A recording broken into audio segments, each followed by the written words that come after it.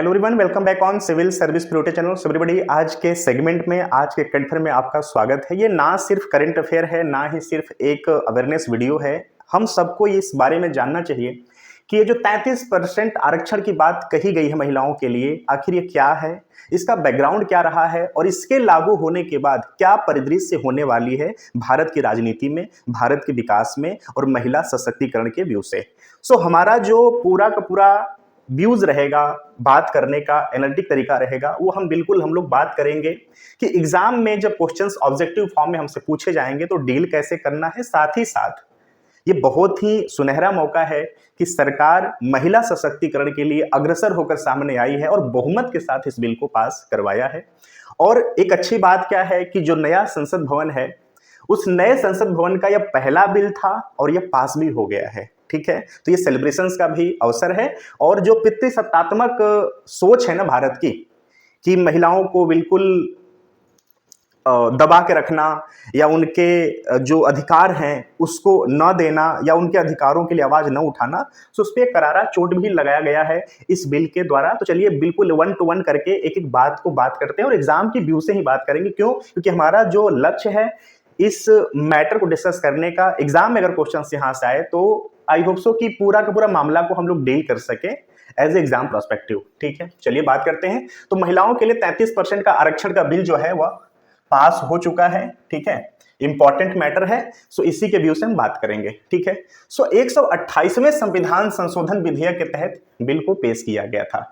ये one day exam में matter यहां से बन सकता है, तो आपको ये भी याद रखना है कि 128वें संविधान संशोधन विधेयक के तहत इस बिल को पेश किया गया था। जैसे लोकसभा में 33% आरक्षित सीटें होंगी, उसी तरह से विधानसभा में भी 33% की सीटें आरक्षित होंगी। ये स्पेशली फॉर लोकसभा और विधानसभा में जो महिलाओं की स्थिति है, जो संख्या है, जो परसेंटेज है, उसके लिए बात करता है कि अगर, चलिए उस पर बात करेंगे कि अभी फिलहाल विधानसभाओं में और लोकसभा में महिला की स्थिति क्या है, उनके जो नंबर ऑफ मेंबर हैं उनकी अब स्थिति क्या है।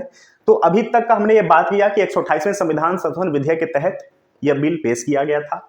लोकसभा में 33% आरक्षित की जाएंगी महिला की सीटें, उसी तरह से जो राज्य की विधानसभाएं हैं वहां भी 33% का आरक्षण लागू होगा। ठीक है, ये नए संसद भवन का पहला बिल भी था, पहले पेश भी किया था और पहली बार यह पास भी हो गया। ठीक है, ये भी इंपॉर्टेंट है। सीटों का जो आवंटन है रोटेशनल प्रणाली के तहत किया जाएगा। ठीक है, यहां थोड़ा सा आपको डाउट हो सकता है, तो इस पे बात कर लेते हैं। ठीक है, देखिए जैसे मान के चलिए कि कोई ए और एक बी है। ठीक है, ए जो कॉन्स्टिट्यूएंसी है, यहां पर इस बार आरक्षण लागू हुआ 33% का। तो अगली बार क्या होगा कि जो कोई बी कॉन्स्टिट्यूएंसी होगा ना, वहां पे आरक्षण लागू होगा, ए पे आरक्षण लागू अगली बार नहीं होगा। यानी रोटेशनल फॉर्म में आरक्षण मूव करता रहेगा। क्लियर?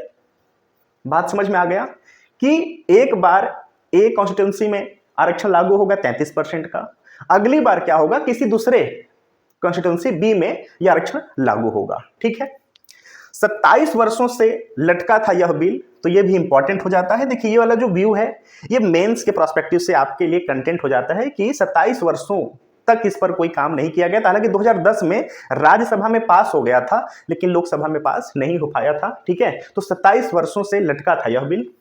इसे पहली बार 12 सितंबर 1996 में 1996 में एचडी देवगौड़ा की सरकार ने पेश किया था। ठीक है, हालांकि उस वक्त यह बिल जो है वह पास नहीं हो सका। तो अभी तक का इसका बैकग्राउंड यही रहा है और जो अभी की स्थिति है कि अभी किस नंबर का बिल था, क्या हुआ है, इस पे हमने बात कर लिया। ठीक है, चलिए आगे चलते हैं। लोकसभा में महिला अगर आरक्षण बिल की बात करें तो नारी शक्ति वंदन अधिनियम 2023 के नाम से पेश किया गया था। एग्जाम में ये बिल्कुल कॉपी पेस्ट हो सकता है, तो याद रखना कि ये जो 33% के आरक्षण की बात बिल करती है, जो बात किया गया है, इस बिल का नाम किस नाम से पेश किया गया था, तो नारी शक्ति वंदन अधिनियम 2023।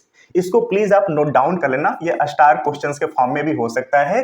नारी शक्ति वंदन अधिनियम 2023 के नाम से इसको पेश किया गया था। ठीक है, अर्जुन राम मेघवाल जो कि विधि और न्याय मंत्री हैं, इसको पेश किया है। तो ये भी आप याद रखना कि अर्जुन राम मेघवाल ने, जो कि विधि और न्याय मंत्री हैं, इसको पेश किया था और 128वां संविधान संशोधन विधेयक 2023 था यह, ठीक है। लोकसभा में महिलाओं के लिए 181 सीटें होंगी। अब जो 33% का बात किया गया है आरक्षण का, तो इसको लागू होने के बाद जो लोकसभा है वहां पर 181 सीटें होंगी। वो कैसे? जो टोटल मेंबर ऑफ पार्लियामेंट है वो 443 हैं, ठीक है। लोकसभा में 443 मेंबर हैं, तो 443 का जो 33% हो, अब 181 जो सदस्य होंगे वो महिला होंगी, ठीक है। तो ये आरक्षण समझ में आ गया। इसी प्रकार से जो 33% विधानसभाओं में भी रहेगा, तो जो राज्य विधानसभाएं हैं वहां पर भी 33% महिलाओं के आरक्षण की बात करी गई है, ठीक है। नए संशोधन के द्वारा नया क्या क्या बदलाव किया जाएगा, किन किन अनुच्छेदों के साथ क्या क्या नया बदलाव है, ठीक है। देखिए, अगर हम पहले नंबर की बात करें तो अनुच्छेद 239 में 239 ए जोड़ा जाएगा। इसके तहत क्या बदलाव होगा? दिल्ली विधानसभा में 33% आरक्षण का व्यवस्था किया जाएगा। क्यों? क्योंकि नेशनल कैपिटल है, ओके। नेशनल कैपिटल के तहत आर्टिकल जो 239 है, 239 ए जोड़ा जाएगा। सो दिल्ली विधानसभा में 33% आरक्षण का प्रावधान है। दूसरे नंबर की बात करें तो अनुच्छेद 330 में 33 ए जोड़ा जाएगा। लोकसभा में 33% आरक्षण का यहां पर प्रावधान होगा, ठीक है। तीसरा बात करें तो अनुच्छेद 33(2) के बाद नया अनुच्छेद 33 ए जोड़ा जाएगा। राज्य विधानसभा में महिलाओं के लिए आरक्षण 33% का प्रावधान है। अनुच्छेद 33 क्लॉज 4 के नया अनुच्छेद जो है वो 33 ए जोड़ा जाएगा। इसके तहत महिलाओं के लिए आरक्षण 15 साल तक प्रभावी होगा। इसका देखिए मतलब कहने का यह है कि अभी का जो यह बिल पास हुआ है, इस बिल के तहत ये जो आरक्षण वो 15 साल तक प्रभावी होगा। उसके बाद जो सरकार होगी इसके बारे में आगे का स्टेप लेगी, आगे का जो प्रावधान होगा उसको करेगी। फिलहाल ये जो बिल है वो 15 साल के लिए लागू किया जा रहा है 33% का, ठीक है। यह नया जो बिल है जनगणना होने के बाद लागू होगा। यानी कहने का मतलब है कि जो 2024 का लोकसभा का जो चुनाव है, ठीक है, उसमें यह 33% लागू नहीं हो रहा है। जो 2024 का जो चुनाव होने वाला है लोकसभा का, वहां पर यह लागू नहीं होने वाला है। क्योंकि लोकसभा चुनाव और कोरोना और लोकसभा चुनाव को पा करके जो जनगणना होना था वो डिले हुआ है, ठीक है। पहले तो कोरोना वाला मैटर पड़ा तो डिले हुआ, फिर लोकसभा का चुनाव आ गया तो डिले हो गया। तो अब जब चुनाव हो जाएगा तो नया वाला जनगणना होगा। तो नए वाले जनगणना और जो लोकसभा की सीटें हैं उसका परिसीमन, सीटों का परिसीमन जब हो जाएगा तो यह 33% वाला मामला लागू होगा, ठीक है। एग्जाम में भी आपसे पूछ ले कि कब से लागू होगा, तो आप ये बताओगे कि जो नया वाला जनगणना होने वाला है वहां उसके बाद लागू होगा। 2024 के लोकसभा चुनाव से लागू नहीं होने वाला है, ठीक है। विधान परिषद के लिए आरक्षण नहीं है, तो ये भी आप इंपॉर्टेंट है कि जो देखिए, एक तो होता है विधानसभा, एक होता है विधान परिषद। जो विधानसभा होता है उसके जो मेंबर होते हैं उनको हम एमएलए कहते हैं, विधायक कहते हैं। और जो विधान परिषद होता है उसके जो मेंबर होते हैं उसको हम एमएलसी कहते हैं, ठीक है। क्लियर? तो एमएलसी के लिए आरक्षण नहीं है, सिर्फ एमएलए की बात यहां पर किया गया है, ठीक है। अगर हम आरक्षण की बात करें कि जो 33% 1/3 की बात है, तो देखिए वर्ष 1992-93 में स्थानीय निकायों में यह आरक्षण लागू हुआ है 1/3 का, 33% का, ठीक है। जो 92 था 33वां संविधान संशोधन पंचायती राज, और जो 74 है संविधान संशोधन अर्बन, जिसको कि आप अपनी भाषा में म्युनिसिपल पार्टीज या कहते हैं, अर्बन जो लोकल बॉडीज होती हैं उनके लिए 33% का प्रावधान किया गया है, ठीक है। अब क्या हुआ? अभी तो देखिए लोकल बॉडीज के लिए था, ठीक है, पंचायती राज के लिए 33% का, अर्बन जो लोकल बॉडीज उनके लिए भी 33% का प्रावधान था 1/3 का, ठीक है। अब क्या है कि अब लोकसभा और राज्य विधानसभाओं के लिए भी 33% का व्यवस्था किया गया है, ठीक है। राज्य कम से कम 1/3 आरक्षण का व्यवस्था करें, ये किसमें कहा गया था? 73वें और 74वां जो संविधान संशोधन था वहां पर कहा गया था कि राज्य कम से कम अपने राज्य के अंतर्गत, लोकल बॉडीज के अंतर्गत 1/3 यानी 1/3 के आरक्षण की व्यवस्था करें महिलाओं के लिए। तो बहुत सारे ऐसे भी राज्य थे जो कि 50% आरक्षण, जैसे महाराष्ट्र ऐसे कुछ राज्य हैं जो कि 50% महिलाओं का आरक्षण दे दिया था लोकल बॉडीज के चुनाव में। ठीक है, अब क्या होगा कि विधानसभाओं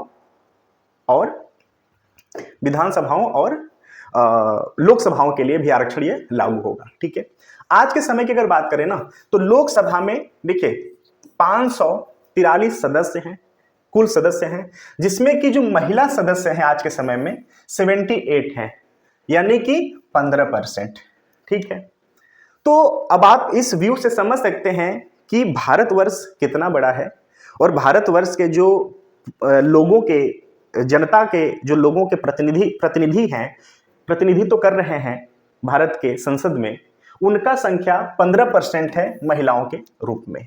ठीक है, अब यह संख्या जब 33% हो जाएगी तो ये जो महिलाओं की संख्या है वह 181 होगी।